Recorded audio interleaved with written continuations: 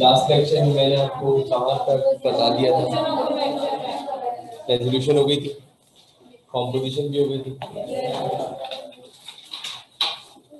आज जो हमें टॉपिक पढ़ना है एक कंप्लीटली डिफरेंट टॉपिक है और उसका नाम है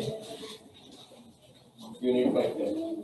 बहुत ही इंपॉर्टेंट क्लास है, थोड़ा सा भी कॉम्प्रोमाइज नहीं कीजिएगा क्लास में, वरना आइंदा आने वाले दिनों में बहुत मसला होगा। सबसे पहले तो हम जानना चाहते हैं कि यूनिट वेक्टर क्या होता है। उससे पहले कुछ बातें सुने। हर वेक्टर की डायरेक्शन में कोई ना कोई यूनिट वेक्टर होता है। हर वेक्टर की डायरेक्शन में कोई ना कोई यूनिट वेक्टर होता है। हर वेक्टर की डायरेक्शन में कोई ना कोई, every vector has a unit vector in its own direction. अगर मेरे पास एक वेक्टर है तो उसकी डायरेक्शन में कोई ना कोई यूनिट वेक्टर होगा। हर वेक्टर की डायरेक्शन में कोई ना कोई एक यूनिट वेक्टर होता है। अगर मेरे पास एक ये वेक्टर है ए, तो इसकी डायरेक्शन में एक यूनिट वेक्टर होगा स्मॉल ए, और उसके ऊपर हम बनाते हैं एक छोटा सा कैप। यूनिट वेक्टर को डिनोट करते हैं स्मॉल लेटर से और उसके ऊपर कैप बनाया जाता है। यूनिट वेक्टर को डिनोट किया जाता है स्मॉल लेटर से और उसके ऊपर एक कैप बनाया जाता है। हर वेक्टर की डायरेक्शन में कोई ना कोई आपके पास यूनिट वेक्टर होता है। द क्वेश्चन इज दैट कि हमें यूनिट वेक्टर मिलता कैसे है। जब किसी भी वेक्टर को उसी के मैग्नीट्यूड से डिवाइड कर दें, जब किसी भी वेक्टर को उसी के मैग्नीट्यूड से, जब किसी भी वेक्टर को उसी के मैग्नीट्यूड से, जब किसी भी वेक्टर को उसी के मैग्नीट्यूड से, जब किसी भी वेक्टर को उसी के मैग्नीट्यूड से, whenever a vector is divided by its own, whenever a vector is divided by its own, whenever a vector is divided by its own, whenever a vector is divided by its own, then we get a जब भी किसी भी vector को उसी के magnitude से divide करेंगे तो रिजल्ट में आपको मिलेगा एक यूनिट वेक्टर। जब भी किसी भी वेक्टर को उसी के मैग्नीट्यूड से डिवाइड किया जाएगा तो रिजल्ट में आपको एक यूनिट वेक्टर मिलेगा। अगर मैं आपसे कहूंगा कि मुझे एक यूनिट वेक्टर निकालना है एक वेक्टर की डायरेक्शन में, तो आप मुझे बस एक सवाल बोलेंगे, आप मुझे वेक्टर बताएं। आपके सामने वेक्टर होगा, आप इस वेक्टर को इसी के मैग्नीट्यूड से डिवाइड करेंगे तो आपको रिजल्ट में मिलेगा क्या, ये यूनिट वेक्टर। अगर मैं आपसे कहूं कि मुझे इसका फॉर्मूला बनाना है, सुनते रहिएगा, मैं लिखवा दूंगा आप लोगों को प्रॉपर। तो इसका फॉर्मूला बनेगा vector A divided by mod of A. ये आपके पास फॉर्मूला होगा। इसको मॉड ऑफ ए पढ़े, मैग्नीट्यूड ऑफ ए पढ़े, दैट मेक्स नो डिफरेंस। अगर मैग्नीट्यूड किसी भी वेक्टर का लिखना होगा हमें, तो हमें उसके दोनों तरफ इस तरह की लाइंस बनानी होगी। This will represent a magnitude और बाकी जो वेक्टर है वो अंदर आ जाएगा। ये एक तरीका है मैग्नीट्यूड को लिखने का, और दूसरा तरीका ये है कि आप इसको ऐसे लिखते हैं, this is also representing magnitude, but this represents vector. ये वेक्टर है, ये मैग्नीट्यूड है, ये भी मैग्नीट्यूड है। तो जब किसी भी वेक्टर को उसी के मैग्नीट्यूड से हम क्या करेंगे, तो रिजल्ट में हमें जो चीज मिलेगी वो यूनिट वेक्टर कहलाएगी। तो whenever you are given any vector and you are supposed to find its unit vector, तो आपको उस वेक्टर को उसी के मैग्नीट्यूड से डिवाइड करना होगा। तो रिजल्ट में आपको जो चीज मिलेगी वो आपके पास यूनिट वेक्टर कहलाएगी, उसको यूनिट वेक्टर का नाम दिया जाएगा। क्लियर बात? अब आगे की बात सुनिएगा। The question is that why unit vector is called unit vector? Unit vector को यूनिट वेक्टर इसलिए कहते हैं क्योंकि जब मैं इसको इससे डिवाइड करूंगा मेरे पास का एक आंसर आएगा, और जब मैं उसका मैग्नीट्यूड निकालूंगा तो वो मेरे पास 1 के बराबर आएगा। यूनिट वेक्टर को यूनिट वेक्टर कहा इसलिए जाता है because it has a magnitude equal to 1।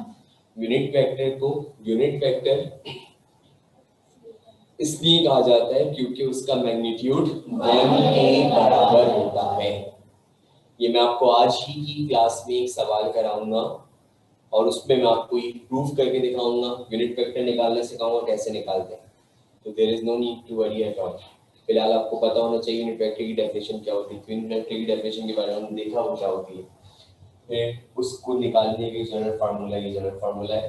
फिर आपके पास उसके अंदर जो चीज आती है वो आती है यूनिट वेक्टर को यूनिट वेक्टर क्यों कहते हैं। तो जब पूरा यूनिट वेक्टर निकल जाएगा आखिर में हमें उसको साबित करना होगा जस्ट फॉर आर इंफॉर्मेशन कि यूनिट वेक्टर है या नहीं। तो उसके लिए हम उस वेक्टर का मैग्नीट्यूड कैलकुलेट करेंगे। उसका मैग्नीट्यूड किसके बराबर आएगा, हमें पता चल जाएगा कौन सा वेक्टर है, यूनिट वेक्टर। अब सुनिए गौर से, हमारे पास टोटल 3 एक्सिस होते हैं। 3 हमारे पास टोटल कितने एक्सिस होते हैं, 3। तीनों खूबसूरत कलर है, नजर आ रहा है। हमारे पास टोटल कितने एक्सिस होते हैं, 3। कितने, 3। और तीनों होते हैं म्यूचुअली परपेंडिकुलर। मैं बोलूंगा एक्स और वाई के बीच में कितना एंगल है, आप बोलेंगे 90। वाई और जेड के, एक्स और जेड के, एक्स और वाई के, वाई और जेड के, एक्स और जेड के, all the 3 axes are mutually perpendicular to each other। हमारे पास टोटल कितने एक्सिस हैं, 3। एक एक्स, एक वाई और एक जेड। ये पर्पल वाला कौन सा है, एक्स। पिंक वाला, ब्लू वाला, पर्पल वाला, ये कौन सा है, और ये कौन सा है, डिफाइंड है। डिफाइंड है, आप चेंज नहीं कर सकते, आप चेंज नहीं कर सकते। You are not allowed to make any sort of amendment, कुछ नहीं कर सकते आप। 3 एक्सिस के ऊपर 3 यूनिट वेक्टर्स जब से फिजिक्स बनी है तब से डिफाइंड है। एक्स के पैरेलल एक यूनिट वेक्टर होता है, एक्स के पैरेलल, एक्स के पैरेलल, एक्स के पैरेलल, एक्स के पैरेलल एक यूनिट वेक्टर होता है। एक्स के पैरेलल एक यूनिट वेक्टर होता है और उसको हम अपनी आम जबान में बोलते हैं क्या, आई कैप। क्या बोलते हैं, क्या बोलते हैं, क्या बोलते हैं, I cap is the unit vector parallel to X axis.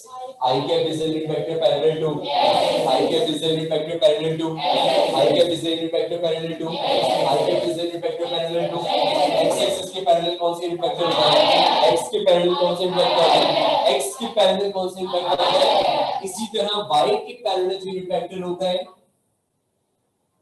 बोले जे कैप। वाई के पैरेलल, वाई के पैरेलल, वाई के पैरेलल, वाई के पैरेलल, वाई के पैरेलल, जेड के पैरेलल, जेड के पैरेलल, जेड के पैरेलल, जेड के पैरेलल, एक्स के पैरेलल, वाई के पैरेलल, जेड के पैरेलल, एक्स के पैरेलल, वाई के पैरेलल, जेड के पैरेलल। आप इसमें कोई अमेंडमेंट नहीं कर सकते। अगर आपने इसको यहां कर दिया, इसको यहां कर दिया, इसको यहां कर दिया, that is supposed to be totally wrong। x के पैरेलल एक यूनिट वेक्टर डिफाइंड है आई कैप, वो उसी के ऊपर रहेगा। y के पैरेलल एक यूनिट वेक्टर डिफाइंड है जे कैप, उसी के ऊपर रहेगा। z के पैरेलल एक यूनिट वेक्टर डिफाइंड है के कैप, वो उसी के ऊपर रहेगा। आप उसके ऊपर कोई चेंज नहीं कर सकते। कोई भी वेक्टर होगा उसको एक्सप्रेस किया जा सकता है इन terms of I cap, J cap और के कैप। कोई भी वेक्टर होगा उसको एक्सप्रेस किया जा सकता है इन terms of I cap, J cap, के कैप। आप जरा गौर से देखिए, यहाँ पे इसी के अंदर अमेंडमेंट बल्कि यहाँ कर रहा हूं, चेक करते जरा। ये आपके पास है वेक्टर एफ, उसूलन ये एक्स है, ये क्या है वाई, और जेड ऐसे होता, लेकिन हम ऐसे नहीं बना सकते ना क्योंकि हमारा बोर्ड 2 डायमेंशन है। Z ऐसे होगा ना, लेकिन हम ऐसे तो नहीं बना सकते, हमारा बोर्ड क्या है, 2 डायमेंशन, इसीलिए मैंने Z को ऐसे बना दिया। पर आपको अपना कॉन्सेप्ट क्लियर रखना है और आपका कॉन्सेप्ट ये होना चाहिए तीनों आपस में, मैंने बताया था कि म्यूचुअली परपेंडिकुलर और इनके बीच में कितना एंगल है, 90 डिग्री का। तो मेरे पास यहाँ पे क्या मौजूद है, F। ठीक है, अब इसको रिजॉल्व करें, 3 कंपोनेंट्स आ जाएंगे, बोलिए Fx, आगे बोलिए, good, am I right? X के पैरेलल कौन सा यूनिट वेक्टर होता है, तो बोलिए क्या बना, पूरा बोलिए Fx I कैप, क्या बना, good. What about this, what about this. अब ये जो वेक्टर F होगा ना, इसको इन तीनों की फॉर्म में लिखेंगे। Vector F will be equal to बोलिए what, Fx I cap plus Fy j cap plus इस तरह किसी भी वेक्टर को लिखा जा सकता है इन टर्म्स ऑफ I, J और K, और ये fx, fy और fz कांस्टेंट्स हैं 2, 3, 4, 5, 6 कुछ भी हो सकते हैं.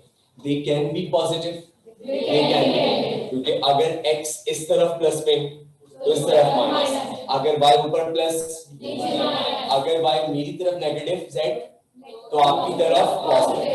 तो हमारे पास जितनी भी एक्सेस हैं ये पॉजिटिव भी होती हैं, नेगेटिव भी होती हैं. तो इसीलिए याद रखिएगा यहाँ पे ये fx, fy और fz कोई भी नंबर हो सकता है. अब मैं आपके सामने एक वेक्टर लिख रहा हूँ, ठीक है, और इन टर्म्स ऑफ i j के, और फिर मैं एक आपसे पूछूंगा, कुछ भी बोलिएगा, सकते में मत आइएगा.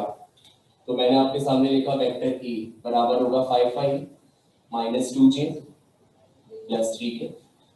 वेक्टर b लिखवाएं, कुछ भी बोले, 6i आगे. एक बात बताएं, इसमें पैसे लगते हैं? कुछ भी बोले भाई, बोले कुछ भी बोले. 6i माइनस 4j, बस मैं भी प्लस माइनस प्लस लिया, आप भी बोले माइनस 2k. आप बोले वेक्टर d कुछ भी 8i plus j minus k. इस तरीके से किसी भी वेक्टर को एक्सप्रेस किया जा सकता है इन टर्म्स ऑफ I, J और K. और अगर आपसे कोई पूछे कि I, J और K क्या कहलाते हैं, तो इनका नाम है, बोले रेक्टेंगुलर यूनिट वेक्टर्स. इनका नाम क्या है? इनका नाम क्या है? इनका नाम क्या है?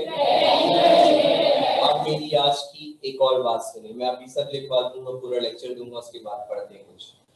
अगर मैं आपसे ये बोलूं कि मुझे एक वेक्टर दिया हुआ है I, J और K की फॉर्म में, somebody ask you, जब जब आपको कोई भी वेक्टर I, J और K की फॉर्म में दिया जाएगा, जब जब आपको कोई भी वेक्टर I, J और K की फॉर्म में दिया जाएगा, जब जब आपको कोई भी वेक्टर I, J और K की फॉर्म में दिया जाएगा और आपसे कहा जाएगा आप इसका मैग्नीट्यूड निकालें, जब जब आपको कोई भी वेक्टर I, J और K की फॉर्म में दिया जाएगा और आपसे कहा जाएगा कि आप इसका मैग्नीट्यूड निकालें, तो जब जब हमारे पास किसी भी वेक्टर का मैग्नीट्यूड निकाला जाता है, जब वो I, J और K की फॉर्म में होता है, तो उसका फॉर्मूला होता है अंडर रूट में fx square plus fy square plus fz square.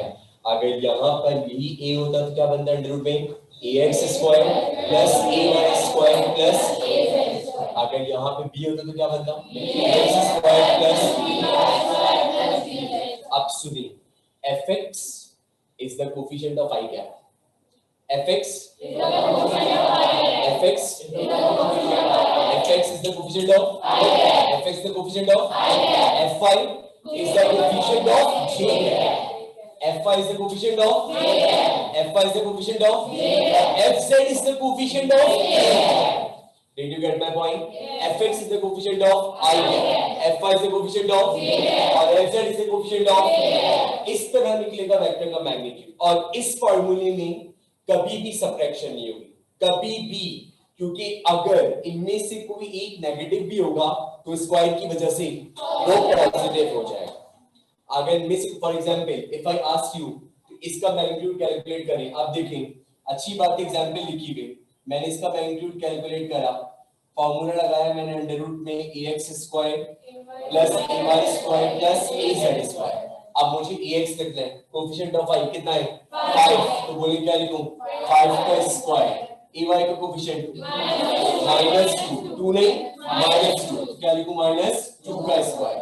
और यहाँ बोलिए 3 का square. Did you get it? 5 5 जा 2 2 जा 3 3 जा, और ये आगे कितना अंडर रूट में 38. और जब किसी भी वेक्टर का मैग्नीट्यूड निकलता है तो उसका यूनिट ही होता है, उसको क्या लिखते हैं यूनिट्स. बात समझ में आ रही? ये आपके पास है किसी भी वेक्टर का मैग्नीट्यूड निकालना, किस तरीके से एक वेक्टर का मैग्नीट्यूड निकाला जाता है. अब मैं आपसे पूछता हूँ, चले भाई मुझे इसका यूनिट वेक्टर निकालना है, मैं क्वेश्चन बना के भी कराऊंगा, लेकिन कुछ चीजों के बारे में आपको पता है मुझे घबराहट होती है, ताकि बच्चे को मैं पहले ही बता दूं, उसके बाद मेरी लाइफ में सुकून आ जाए. मुझे अपना सुकून बहुत अजीज है.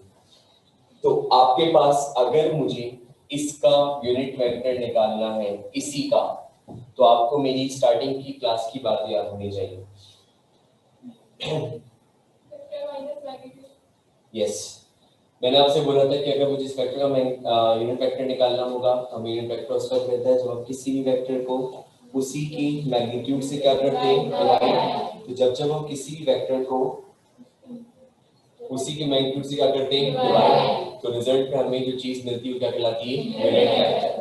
तो अगर मुझे इसका यूनिट वेक्टर निकालना होगा तो इसका यूनिट वेक्टर हमारे पास कहलाएगा ई cap. Agreed?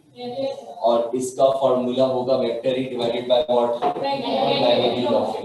M I right?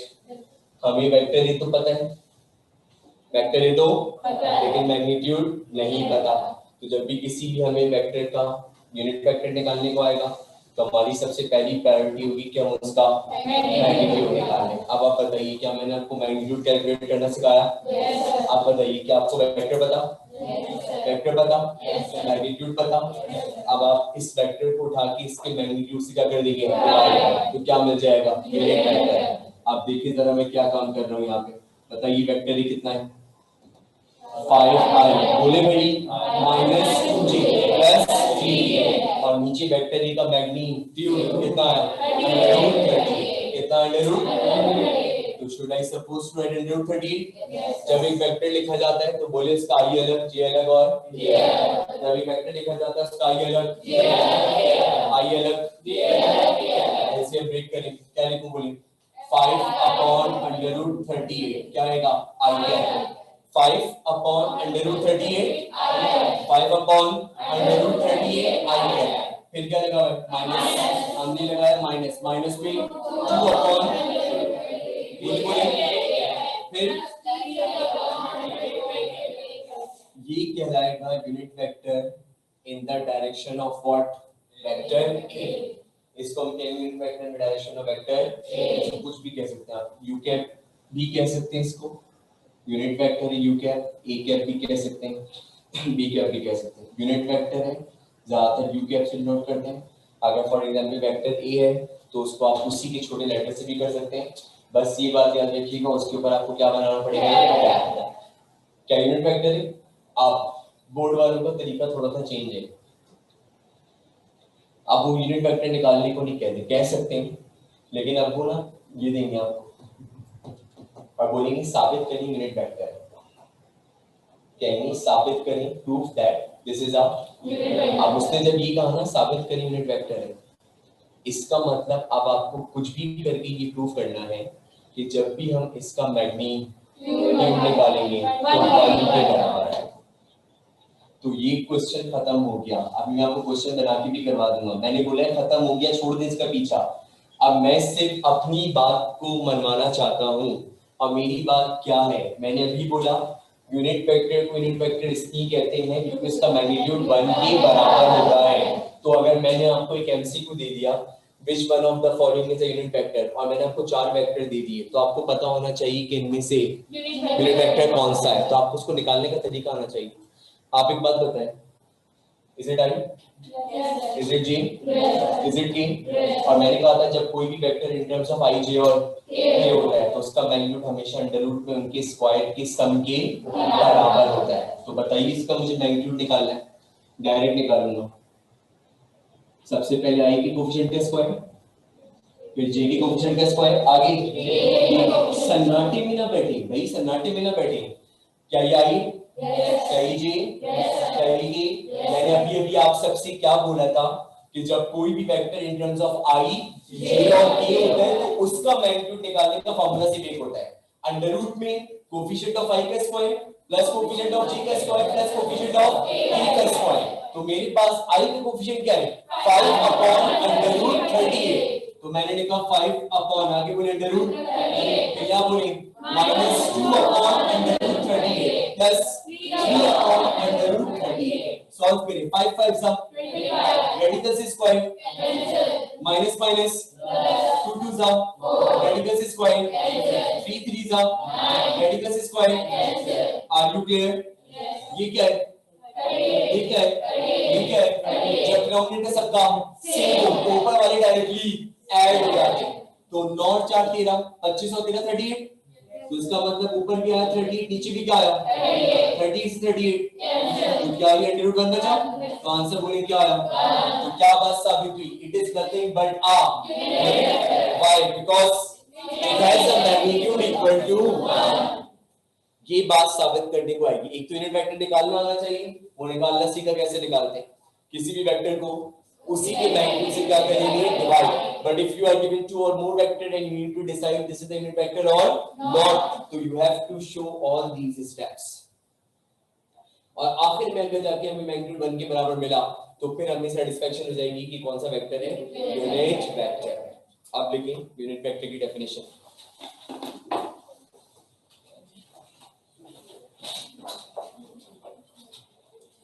Unit vector की definition,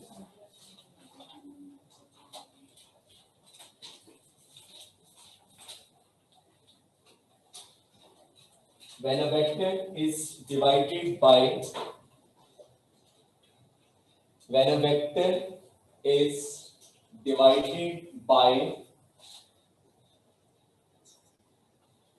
its own magnitude, when a vector is divided by its own magnitude, then we get unit vector. When a vector is divided by its own magnitude, then we get a unit vector. Formula लिखें, diagram बनाएं, diagram दीजिए वो arrow वाली और नीचे formula लिखें।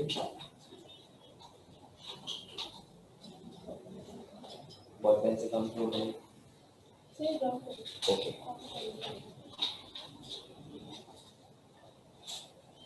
Diagram दीजिए और इसके अलावा इसका फॉर्मूला लिखें। ए क्या बराबर है vector A divided by mod of A, देखा। अब नीचे एक जुमला लिखें, its magnitude is always equal to 1,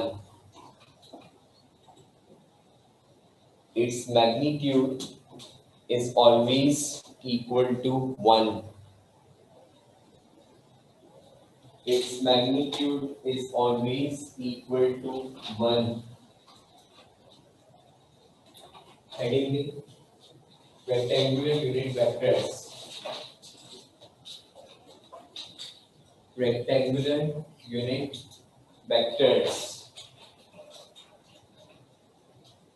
Heading the rectangular unit vectors. इसमें लिखें all the three axes, axes का प्लूरल लिखिएगा ax ex, all the three axes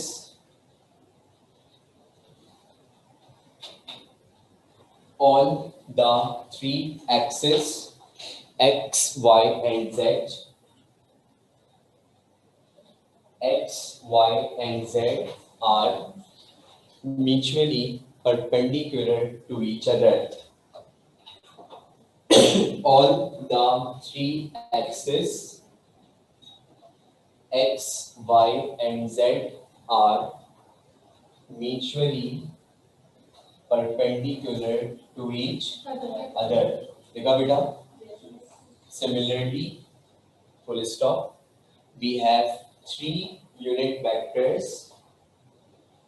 Similarly, we have three unit vectors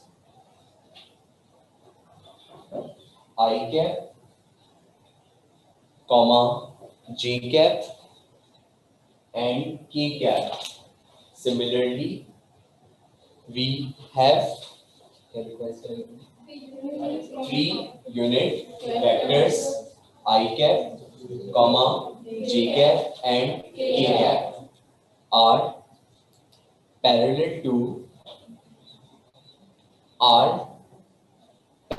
to x, y and z axis, are parallel to x, y and z axis respectively, x, y and z axis respectively, known as rectangular unit vectors, known as rectangular unit vectors, known as rectangular unit vectors। एक diagram दें और बहुत साफ सुथरी diagram बनाइएगा, मेरी तरह बिल्कुल भी ना हो, बिल्कुल क्लियर डायग्राम। फाइन।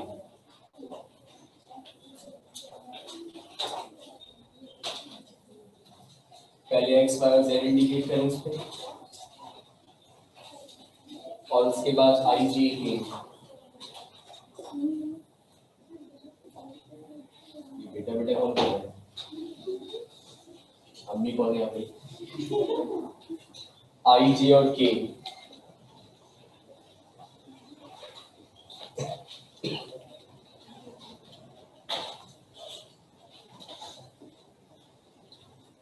एक्स के पैरेलल आई, वाई के पैरेलल जे और जेड के पैरेलल के।